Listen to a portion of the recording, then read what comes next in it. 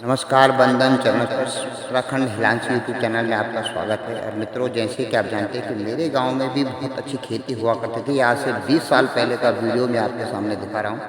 ये 20 साल पहले ऐसे ही यहाँ पर खेती हुआ करती थी। और आजकल के ज़माने में ये है खेती का हाल, जब किसान निधि लोग 2-2 हज़ार रुपये रख रहे हैं और ये खेत सूखे पड़े हैं। तो मुझे इसको बहुत दुख होता है देख करके। और आज से 20 साल पहले इस प्रकार जब खेती हुआ करती थी, तो ये हमारी माताश्री हैं जो कि अब चलने फिरने से बिल्कुल वृद्ध हो चुकी हैं, 85 से अबव हैं। और उन्होंने देखो खेती का काम कितनी तत्परता से करती थी और हमको भी साथ साथ सिखाती थी।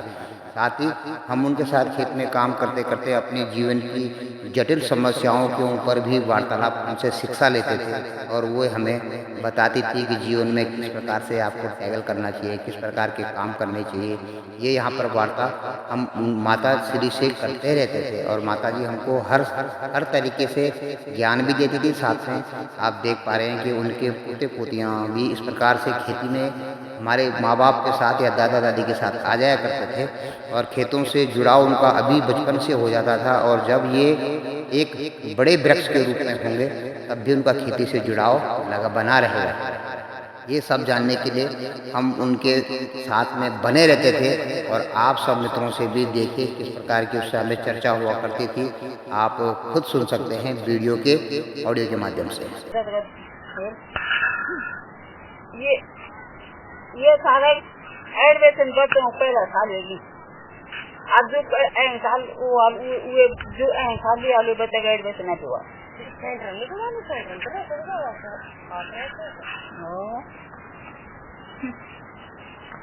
तो काफी सारा ये जो का सबसे बड़ा गद्दी का मंदिर का 8 9 9 10 11 12 और इस प्रकार से आपने देखा कि किस प्रकार से वो जीवन की जटिल समस्या के बारे में अपनी राय रखती थी, अपना तजुर्बा रखती थी। और ये तजुर्बा धीरे-धीरे हम में भी उतर जाता था। हम उनकी बात से सहमत जताते। इस प्रकार बच्चे भी अपने आपस में देखो किस प्रकार खेत में खिलवाड़ करते हैं। एक प्रकार आज के बच्चों को, मोबाइल के युग के बच्चों को ये सब बहुत भारी लगता होगा कि ये भी कभी हो सकता है। लेकिन उत्तराखंड में ये सब कुछ संभव था। आज से 20 साल पहले आप देख पा रहे हैं किस प्रकार की खेती होती थी। और अब माँ चलने फिरने में असमर्थ है। अब उनको सेवा की आवश्यकता है। अब उनको एक्चुअल में हमारी ज़रूरत है उनको। और इस समय हमको उनके साथ में, उनके पास में रहना हमारा बहुत ज़रूरी है। और अभी का समय जो आजकल वर्तमान में चल रहा है, माता श्री चलने फिरने से बहुत मुश्किल है, उनके पैर सूज जाते हैं।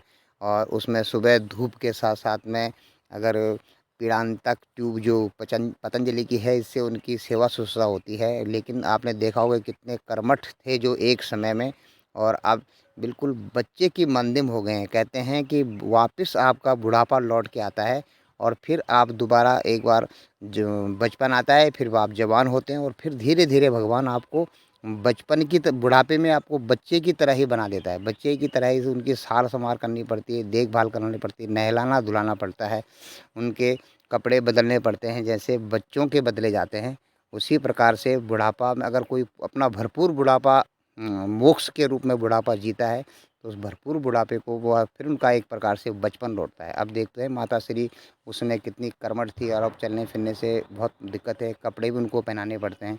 तो ये सेवा का सौभाग्य अगर हम दोनों को मिला है, तो ये बहुत हमारे पुण्यों का प्रताप है, जो कि हम इस समय तक अपनी माता श्री के साथ उनकी सेवा करने के लिए उनके पास में उपस्थित हैं।